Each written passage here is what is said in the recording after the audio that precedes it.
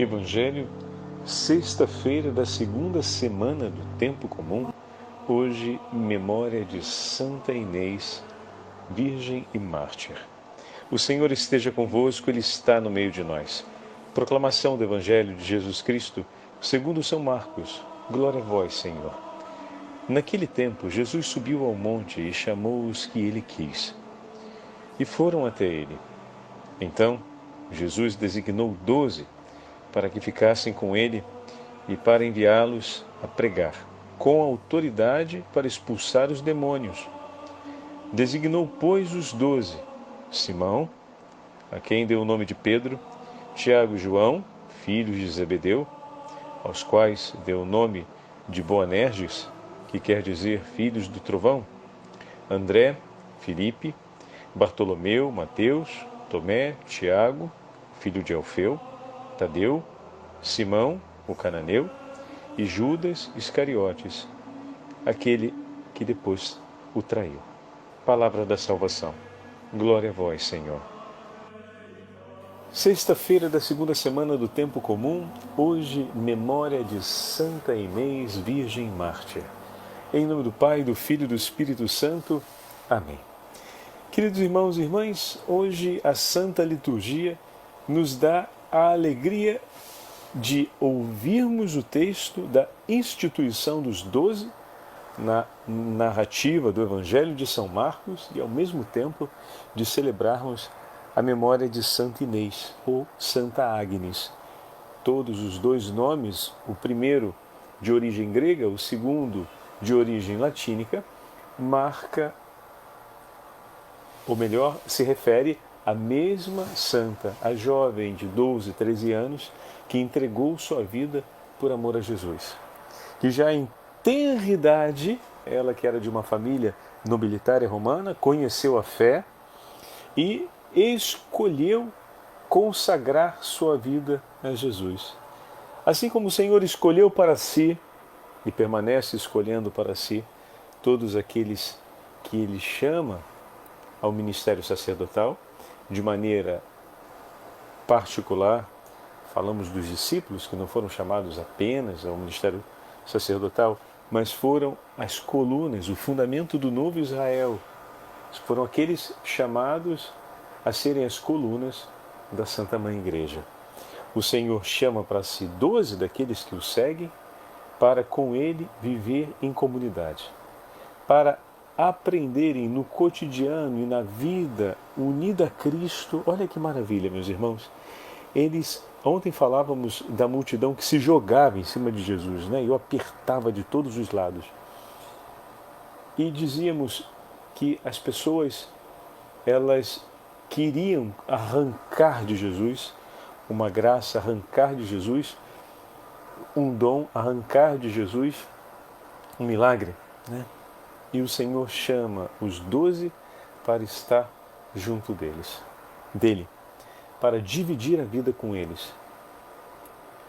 Se o Senhor se deixa tocar, se deixa apertar pela multidão, que anseia por arrancar dele um milagre, pensar que o Senhor Jesus quis que os 12 estivessem com ele dia e noite, que dividissem cada momento com ele, é de uma alegria e de uma comoção muito grande.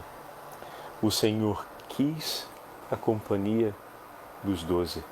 O Senhor escolheu dividir cada dia e cada momento de sua vida com eles. Escolheu estabelecer uma aliança em comunidade com os 12. Como a gente pode acreditar que quando o Senhor inspira a vida comunitária no seio da igreja, o Senhor não, Ele que prometeu estar no meio de nós, onde 2 ou mais estiverem reunidos em meu nome, eu estarei no meio deles, estará ali para quê? Para fazer o administrador?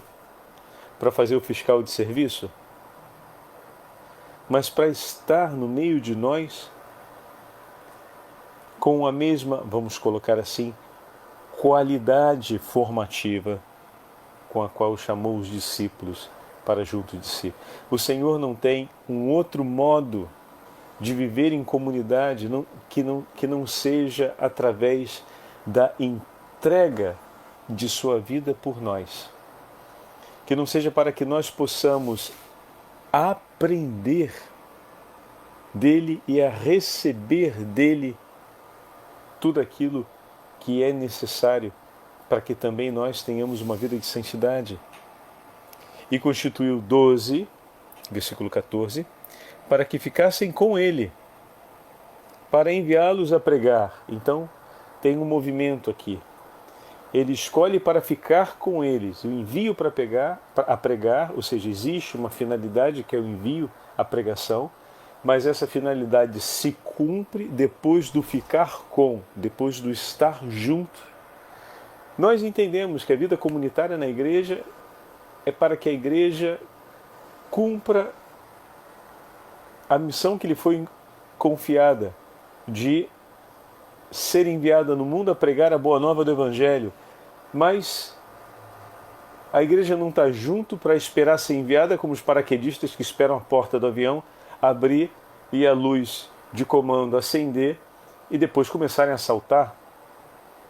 Nós estamos juntos para ficar com o Senhor. Ficando com o Senhor, aprendendo, dividindo a vida com Ele. A finalidade da comunidade é essa. O Senhor chama para junto de si, para ficar junto com os discípulos, e dessa experiência se concretiza o envio. Não há envio sem que primeiro se celebre a comunhão na divisão e na partilha da vida. Não há envio sem que antes se aprenda a viver em comunhão com Cristo. Não há envio sem que antes se celebre o estar em aliança com Ele. Não há envio sem que antes o Senhor não escolha para que estejamos juntos e Ele, que se deixa tocar, tenha a alegria de dividir conosco o que é seu. E nos enviando, reveste-nos primeiro com a autoridade para expulsar os demônios. Então, aqui tem um outro elemento importantíssimo. A autoridade com a qual o Senhor investe os discípulos é para impor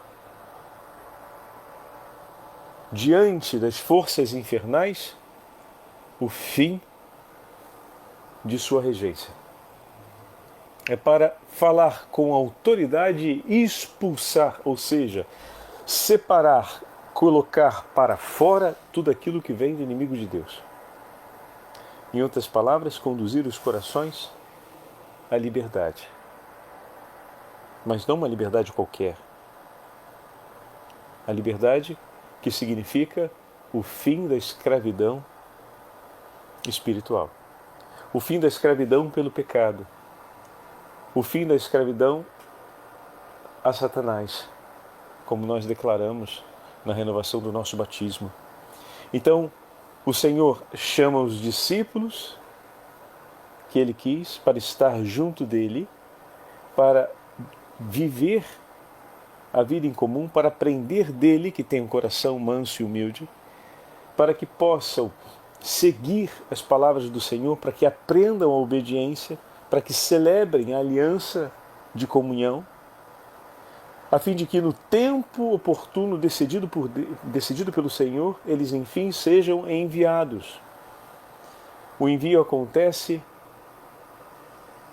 passo a passo que a maturidade dessa experiência se consolida. E consolidando-se, o Senhor edifica sobre os seus discípulos essa autoridade, os investe, os reveste de autoridade para que arranquem os homens das garras do demônio, para que chamem à santidade os homens, para que os tire da opressão do pecado, para que ensine-os o caminho da vida. Ao mesmo tempo que se expulsa o demônio pelo nome do Senhor, pelo nome do Senhor se curam as feridas causadas pelo pecado, pelo nome do Senhor se instrui o caminho de vida.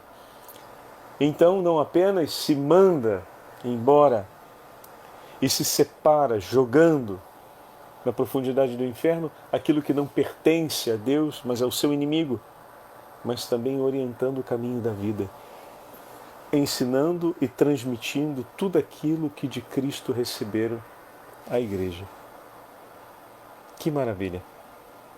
Assim o Senhor chamou os 12 para si, e desse momento em diante do texto, até o 6º capítulo, nós vamos ouvir muitos outros ensinamentos e narrativas das parábolas do Senhor, ou seja, a coletânea dos ensinamentos que o Senhor fez a todo o povo, a toda a multidão que o seguia, que acompanhavam e recebiam os efeitos dos sinais messiânicos, mas também os discípulos. Então, daqui em diante, até o 6º capítulo, nós vamos começar o itinerário da escola discipular.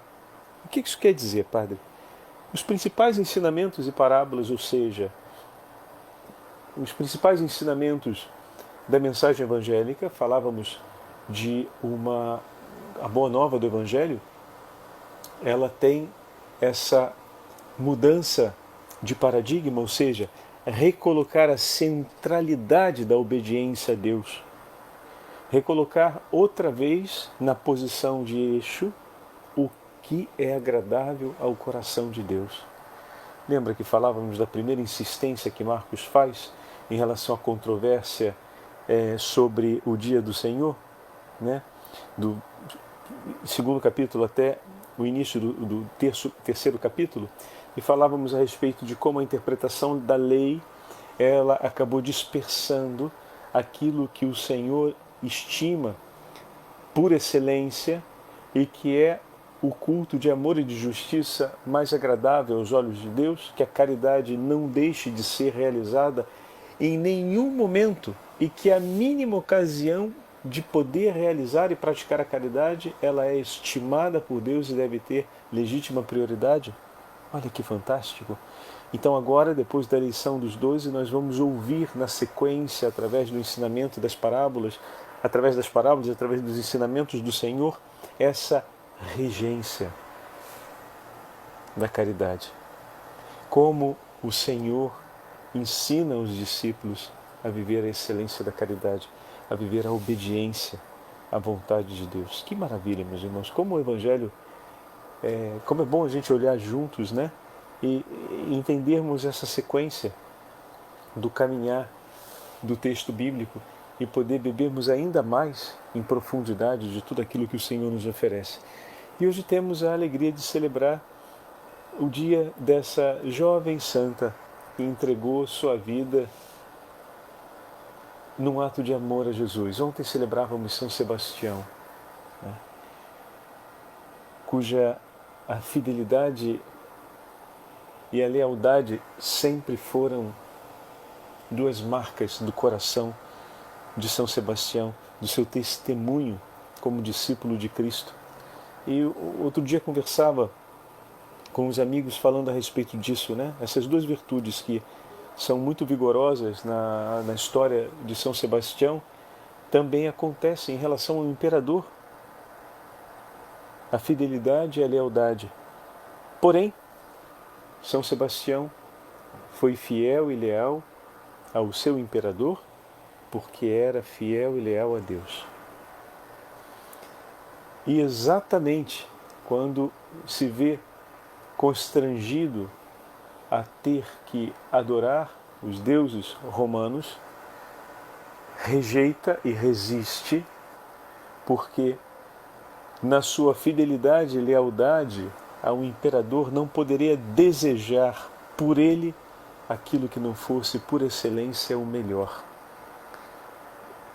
O que significa dizer que não poderia desejar pelo seu imperador outra coisa que não fosse a sua conversão e a sua entrega de coração ao Deus vivo e verdadeiro.